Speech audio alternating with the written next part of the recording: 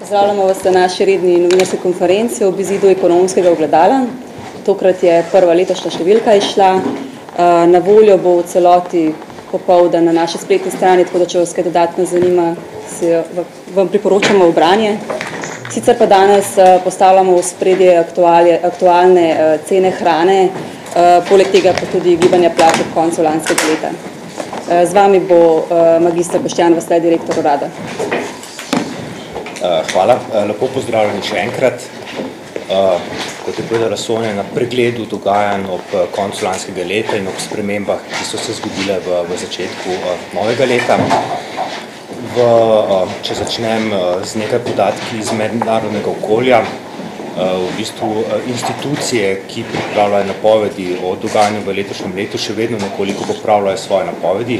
Tokrat nesrečno navzgor. Zadnji se jim je pridružil Mednarodni denarni sklad, ki je popravil napovedi za celotno svetovno ekonomijo in sicer za 10% točke, vendar vseeno, ko pa pogledamo strukturo, pa vidimo, da so največji popravki prav pri tistih državah, s katerimi Slovenija največ sodeluje, to so države članice evrskega območja oziroma čisto konkretno Nemčija, kjer se je napoved povišala z 1,6% na 2,2%. In to je, ko imamo v mislih vpetost slovenske ekonomije v mednarodno okolje, seveda spodbuden podatek za našo gospodarsko rast. Na drugi strani naslednja relativno spodbudna novica iz mednarodnega okolja prihaja iz mednarodnih finančnih trgov, potem, ko so bile ob koncu lanskega leta razmere zelo negotove, ko so se donosi nekaterih obveznic nekaterih držav, ki so bile najbolj izpostavljene v tej finančno-dolžniški krizi, strmo povečevali, so se razmere v januarju nekoliko umirile. Ta strah, da bodo države, ki so v začetku leta potrebovale oziroma ki so nameravale na evropskih trgih izdati precej velike količine denarja, nadomeščati svoj stari javni dolg in upraviti zadolževanje za potrebe novega javnega dolga, so v začetnih mesecih uspele pridobiti svoje sredstva in se celo po ob nekoliko nižjih spredih, kot so predovali še v decembru, tako da je v tem trenutku so razmere precej bolj stabilne, kot so bile ob koncu lanskega leta. In torej, z drugimi besedami, zmanjšuje se tveganje tudi za našo gospodarsko rast, ki prihaja iz mednarodnega okolja oziroma iz mednarodnih finančnih trgov. V Sloveniji, če pridem sedaj na domače razmere, so se ob koncu leta ključni kazalniki gospodarske aktivnosti še naprej izboljševali. Nadaljevalo se je torej to postopno okrevanje slovenskega gospodarstva, ki smo ga na uradu pričakovali. Napovedali smo namreč, da bo do konca lanskega leta gospodarska rast 0,9% in podatki, s katerimi trenutno razpolagajo, podpirajo to našo napoved oziroma kažejo, da bomo v lanskem letu res realizirali to gospodarsko rast, sicer skromno pa vendar. Edina izjema v tej skupini kazalnikov so še vedno razmere v gradbeništvu. Tukaj praktično je sicer v zadnjem mesecu, za katerega imamo podatke, prišlo do manjše prekinitve padanja, vendar pa je trend zelo jasen in se načeloma razmere iz meseca v mesec poslabšujejo. Za razliko od izvoza, uvoza, predelovalnih dejavnosti, dogajanja v trgovini, kjer pa so razmere v zadnjih mesecih lanskega leta bile precej boljše kot na začetku leta, vendar še vedno pod ravni iz leta 2008 oziroma iz mesecev pred izbruhom gospodarske finančne krize. Na drugi strani, za razliko od realnega gospodarstva, pa so se razmere na trgu dela ob koncu lanskega leta še poslabševale. V bistvu dva ključna kazalnika z tega področja. Število brezposelnih se je decembra močno povečalo in doseglo ob koncu leta preseglo 110 000 nezaposlenih in tudi plače, na področju plač so se v zadnjih mesecih zgodile spremembe, ki niso ravno skladne z splošno makroekonomsko sliko. Plače so se močno povečale, tako da tudi ta dogodek ne moremo označiti kot pozitivno spremembo na trgu dela. Oziroma ga ne razumemo kot takega. Dva razloga za povečanje brezposelnih ob koncu lanskega leta lahko identificiramo. Prvi so splošne gospodarske razmere oziroma poslovni razlogi, propadanje nekaterih podjetij in še vedno krčenje v tistih, ki ostajajo aktivna, in pa skok tiste kohorte zaposlenega prebivalstva, ki je starejše od 50 let, kar pa na uradu povezujemo s spremembami pokojninske zakonodaje, ki je ki naj bi pričela veljati v začetku letošnjega leta in so se delavci oziroma zaposleni so se temu prilagodili in to povečanje brezposelnosti, ki so starejši od 50 let, je samo med oktobrom in decembrom lanskega leta preseglo 7200 ljudi v celotnem letu, torej od decembra 2009 pa do decembra 2010 pa je preseglo 10 tisoč ljudi, torej izmed vseh brezposelnih je zdaj 10 tisoč tistih, ki so starejši od, dodatno tistih, ki so starejši od 50 let. Če pogledamo po posameznih mesecih, kaj se dogajalo, je bilo to povečanje brezposelnih največje ravno v zadnjem mesecu lanskega leta. Kar je zanimivo je to, da se potem, ko je bil velik skok v začetku lanskega leta zaradi povečanja minimalne plače, da so bili v bistvu potem ob koncu leta podatki tudi na segmentu plač podobni. Vidimo ta skok, ki se je zgodil v začetku leta in je bil povezan z izplačilom minimalne plače, potem ob koncu leta pa so se na plači za razliko od trga brezposelnih povečale tudi plače na tistem delu, ki spada pod redno poslovanje.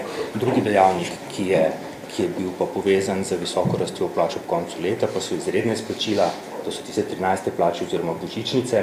Če pogledamo podatke za pretekla leta, potem ugotovimo, da so bila ta izplačila v lanskem letu med večjimi v zadnjem desetletju, bila so večja kot v letu 2008-2009 in precej primerljiva s tistimi v letih 5 in 6, kar je seveda nekoliko presenetljivo, če primerjamo, kakšne so bile v tistem obdobju celotne makroekonomske razmere, kakšna je bila takrat gospodarska rast in kakšno gospodarsko rast smo zabeležili v lanskem letu oziroma jo pričakujemo za leto 2010.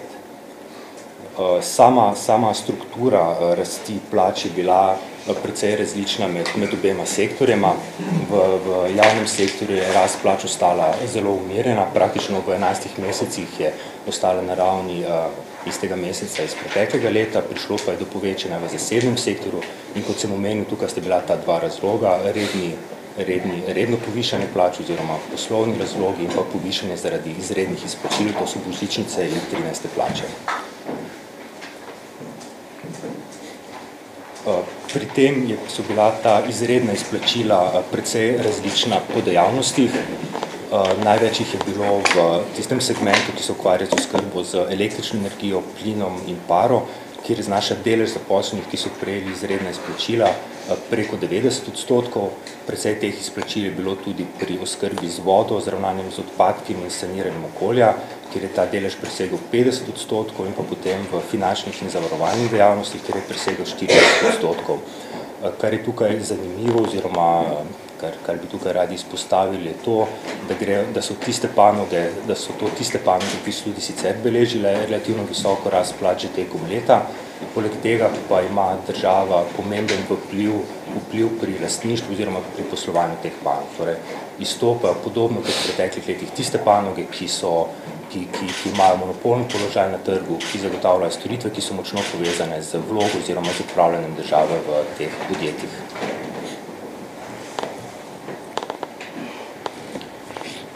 Tukaj je še samo ena tabelca, ki prikazuje, kakšna je bila dejansko rast plač po posameznih sektorjih skupaj, torej v 11 mesecih lanskega leta 4% povišanje plač.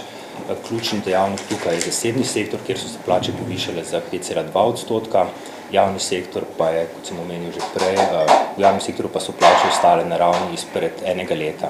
Pomemben dejavnik pri tej 5,2% rasti plač v zasebnem sektorju je tudi dvig minimalne plače, ki je po naši oceni k tej 5,2% rasti prispeval 3,3 točke, torej več kot polovico. To je ta dvig minimalne plače oziroma prilagoditev minimalnih plač, do katerih je prišlo v prvem četrtletju lanskega leta, ko so se minimalne plače povišale za 22,9%. In v bistvu kar 70% vseh tistih, ki prejemajo plače, so bili tega povišanja deležni v enkratnem znesku oziroma v enem koraku, za razliko od tega, kar je omogočal zakon, da bi bilo to prilagajanje postopno, da bi se izvedlo v več korakih. Zakaj sem se mogoče tako dolgo ustavil ravno pri plačah? Namreč to gibanje plač je ključen dejavnik, ki določa našo stroškovno konkurenčnost.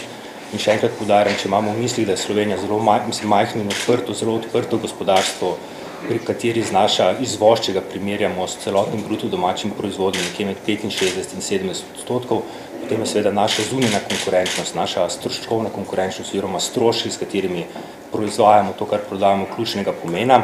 In če naredimo primerjavo med vsemi 27 državami Evropske unije, potem lahko vidimo, da smo v lanskem letu, v 3 četrtletjih lanskega leta, praktično relativno se zelo slabo odrezali. Stroškovna konkurenčnost se sicer ni poslabšala za razliko od predhodnih obdobij, vendar če pogledamo vse ostale države, praktično vse ostale države Evropske unije so svojo stroškovno konkurenčnost izboljšale, kar z drugimi besedami pomeni, da Slovenija izgubila svoj stroškovni položaj in bo verjetno, če bi se nadaljevali takšni trendi, zelo težko ohranila tudi te relativno visoke stopnje rasti izvoza, ki so trenutno ključni generator gospodarske rasti v Sloveniji.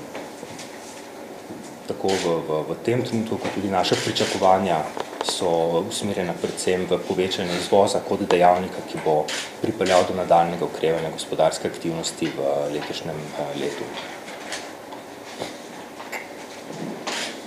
Druga stvar, pri kateri bi rad dal nekoliko več poudarka danes, so spremembe, ki so se v letošnjem letu začele dogajati na področju inflacije, oziroma spremembe cen surovin, do katerih je prišlo že v lanskem letu na mednarodnih trgih, sedaj pa se te spremembe postopno in počasi prenašajo tudi preko drugih cen v slovenski prostor. Kot vidite na tem prikazu, kjer je nekoliko daljša časovna vrsta gibanja cen neenergetskih surovin v evrih in v dolarjih, smo ob koncu lanskega leta oziroma ob začetku letošnjega leta so te cene prišle na nivoje, ki so praktično najvišji v zadnjih 20 oziroma še več letih. Podoben šok, kot smo ga beležili v letu 2008, se je torej ponovil v lanskem letu oziroma se ponavlja v tem trenutku. Poleg teh osnovnih surovin se dražijo tudi cene hrane, ki prav tako so že presegle nivoje, ki so jih zabeležile pred 2 leti, ko smo govorili o šoku na področju cen hrane, tako da so praktično v tem trenutku že višje, kot so bile v letih 7 in 8.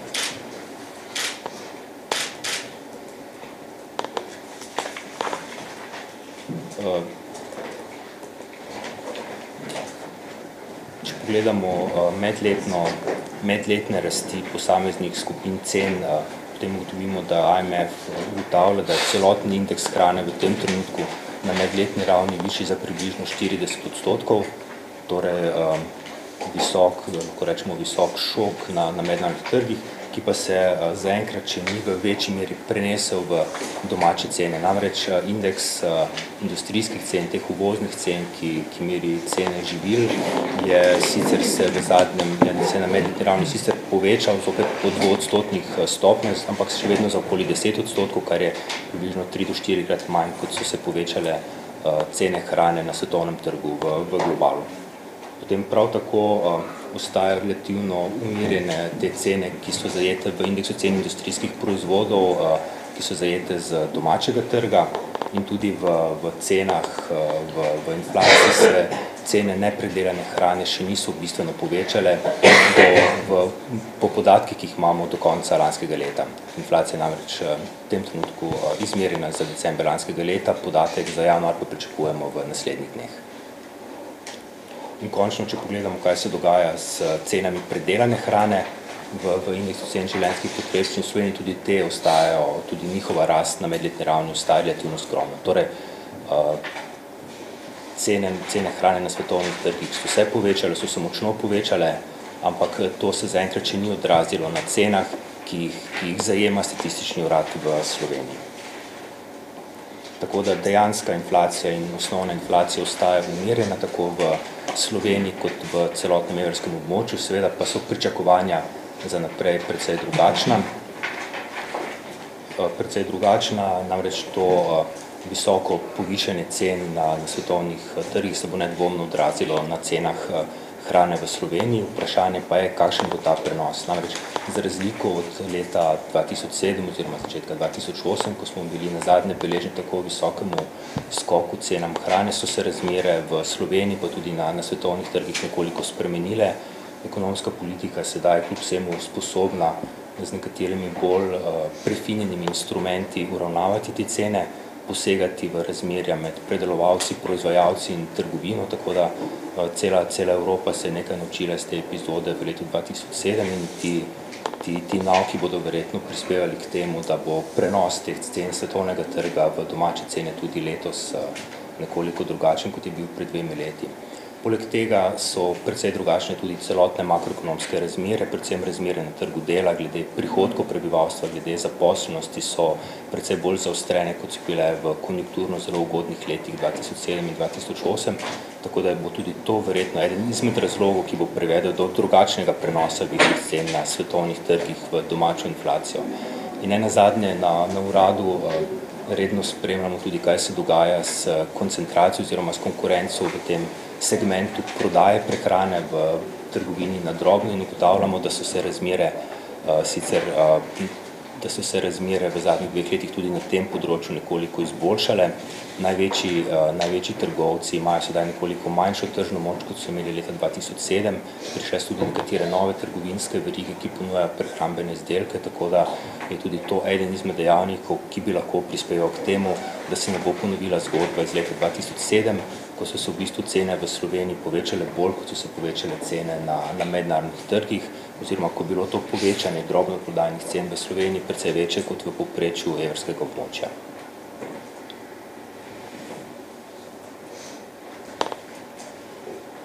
Na koncu bi povedal samo še par besed o dogajanju na finančnih trgih.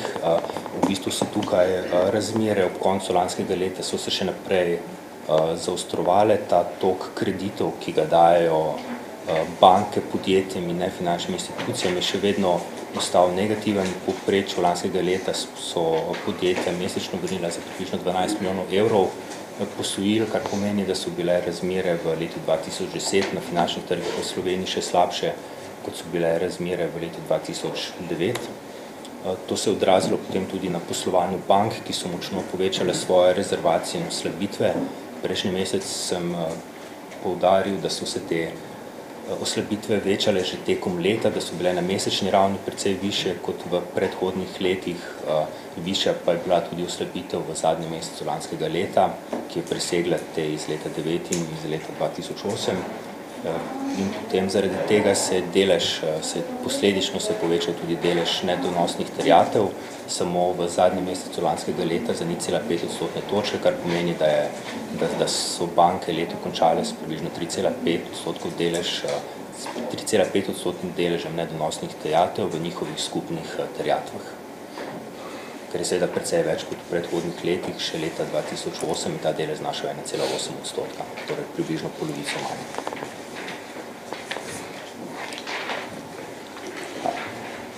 Mogoče kakšno vprašanje?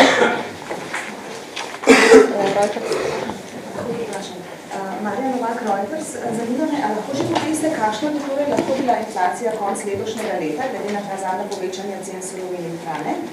Pa zanima me še, kaj bi morala vlada narediti, da se bi plače nehale zviševati. Glede na to, da ko ste prišli po sektorjih, večina tistih sektorjev je vlada edini ali pa pomembni lastnik firme v teh sektorjih?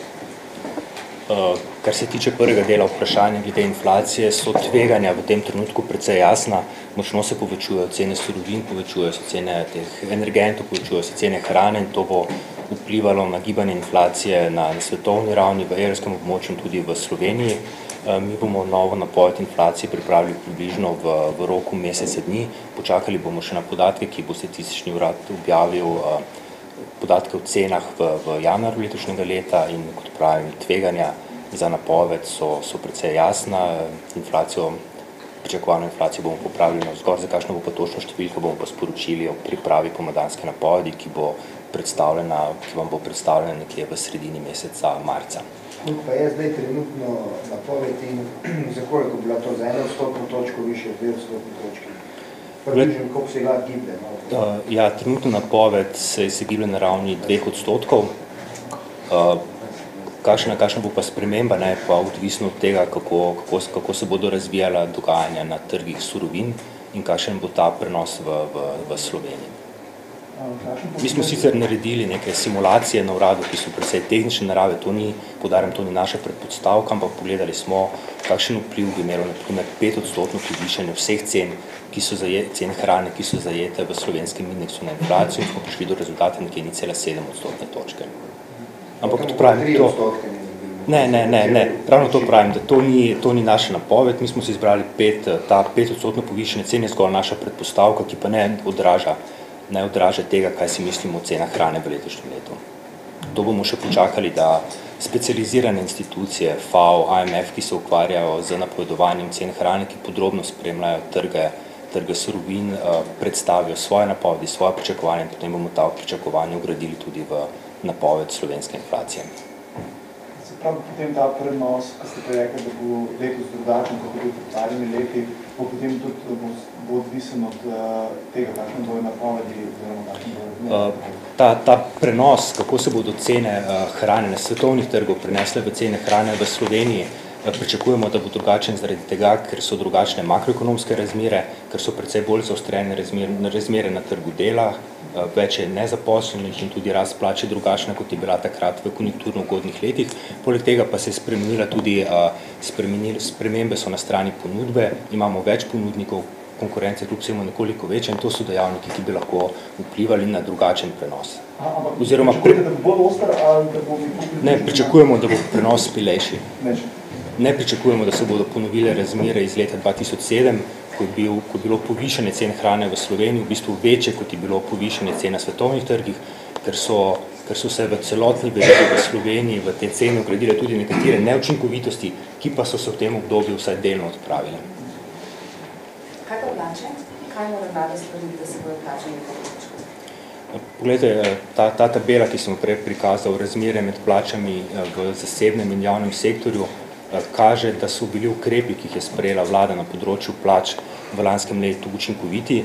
Z njimi je praktično zaustavila rast plač v javnem sektorju. Kar se pa tiče plač v zasebnem sektorju, gre tu predvsem za podjetniške odločitve, za odločitve na ravni menedžmenta, na ravni socialnih partnerjev, kjer se je vlada zavestno umaknila iz tega dialoga pred leti. Seveda je pa po drugi strani res, da je precejšen del tega 5,2% povišanja oziroma kar 3% točke posledica ukrepa, pri katerem pa je sodelovala vlada, to je povišanje minimalne plače, do katerega je prišlo v lanskem letu. Z drugimi besedami, če se minimalna plača v začetku, prvem četrtletju lanskega leta ne bi povišala, bi bila rast plač v zasebnem sektorju približno 2%.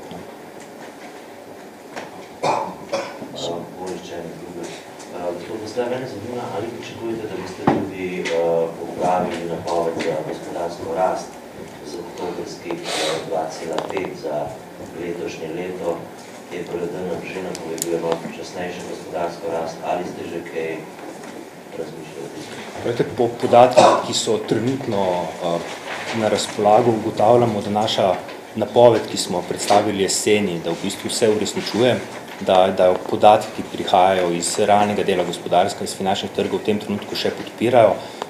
Večja sprememba se nanaša predvsem na ta monetarni del ekonomije oziroma na inflacijo. Tukaj pričakujemo spremembe, medtem ko v tem trenutku večjih popravk ali pa pomembnejših sprememb glede gospodarske rasti ne pričakujemo.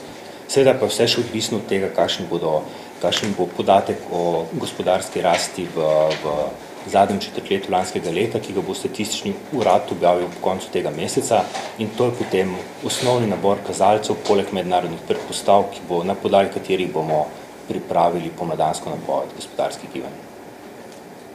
Kaj za Slovenijo, slovensko gospodarstvo, trg dela in vse to pomeni, če slučajno pridemo v situacijo stagflacije, da bo recimo nizka gospodarska rast, ne bo se bistveno spremenila in pa da bo inflacija začela naraščati, da se vaše pričakovanje potem, da v bistvu se cene končnih produktov ne bi pretirano zvišale, ne bi izključili. Po trenutnih pričakovanjih mi pričakujemo, da bo potem, ko bi naj bila gospodarska rast v lanskem letu približno 1% oziroma 0,9% in ko bo letos prišlo do nadaljne ukrepitve gospodarske aktivnosti na raven približno okoli 2,5%, da kljub temu, če se bo inflacija še nekoliko povečala, oziroma če bo višja, kot pričakujemo v tem trenutku, to ne bodo razmere, ki jih lahko označimo s tem terminom, ki ste ga uporabili. Tako da v tem trenutku tak scenarij ni naša osnovna predpostavka in glede na to, kaj se dogaja v mednarodnem okolju, glede na to, da je na primer Nemčija lani zabeležila eno višjih gospodarskih rasti v zadnjih letih, ne pričakujemo večjih odstopanj oziroma popravkov gospodarske rasti navzdol in če bomo ostali pri tej napodi, torej še ne bomo prišli v območje stagflacije, ki ste ga videli. Pravi, da bo vaša napoved 2,5% gospodarska rast, ampak ob tem, kot sem nekaj, da se cenovna konkurenčnost Slovenije ne izboljšuje, da bodo cene naraščale, kot očitno tudi plače so naraščale, ne? Ali je potem ta gospodarska rast v bistvu realna, ali pričakujete, da bo vse moglo vse nego prazno zdanje? Ja, pogledajte, 2,5% rast je res precej večja kot rast, ki bomo beležili v letu 2010, ampak če se primerjamo z rastmi, ki smo dosegali pred krizo, je to še vedno relativno skromna gospodarska rast. Potem tukaj smo že na področju strukturnih dejavnikov in neke dolgoročne perspektive za slovensko rast, za katero pa na uradu ugotavljamo, da se bo verjetno zelo težko vrnila na ravni, ki smo bili vajeni pred izbruhom krize, če se v Sloveniji ne bodo zgodile nekatere strukturne reforme in ena izmed njih je tudi ta reforma trga dela, fleksibilizacija trga dela, ki bi privedla do tega, da rast plač ne bi bila več višja od rasti produktivnosti oziroma da Slovenija ne bi izgubljala stroškovne konkurenčnosti. Torej na kratko, ja, vrnitev oziroma v ozadju tega gospodarskega okrevanja, ki ga pričakujemo, kljub vsemu predpostavka, da se v Sloveniji bodo zgodile nekatere vse najnujnejše strukturne spremembe, ki bodo potem omogočile v bistvu to gospodarsko rast. Še eno vprašanje. Čisto komentirate, predsednik vlade že komentiral, ampak vsem ta zahteva po dvigu minimalne plače na prag revščine, v letu 2009 ne bi bilo ocenjen prag revščine 293 € neto in to, da sindikati hočejo se to izenači. Prej ste rekli, da že prva povišanje minimalne plače potegnila za sabo. Mislim, da gre pri tej primerjavi, ko primerjamo minimalno plačo z pragom revščine za nerazumevanje samih podatkov oziroma mogoče tudi za nekoliko napačno poimenovan indikator, ki se nanaša na prag revščine. Namreč, kaj meri prag revščine? Prag revščine praktično meri distribucijo vseh dohodkov in prag revščine je določen tako, da se razvrstijo vsi prejemniki plač in potem se prag revščine določi kot pri meji 60% medijane te distribucije. Kar v bistvu pomeni, da prag revščine dejansko ni tista številka, ki bi rekla, če ste pod to vrednostjo, da si ne morete privoščiti osnovnih življenjskih dobrin, ampak bolj dejansko kot revščina naslavlja distribucijo. Samo pomeni, da ste v celotni distribuciji se uvrščate na raven 60% medijane. In torej, ko govorimo o minimalni plači, je korektna primerjava, da se minimalna plača primerja z osnovnimi življenjskimi stroški, s ceno osnovnih življenjskih potrebščin in kot veste, v lanskem letu, v začetku lanskega leta, je bila izvedena prilagoditev minimalne plače, ki je znašala približno 23%, kar je precej več, kot se je povečala inflacija v zadnjih letih, naprimer približno 2% v letu 2010 in približno prav toliko v 2008. Tako da z tega vidika korekcije minimalne plače v tem trenutku še niso potrebne.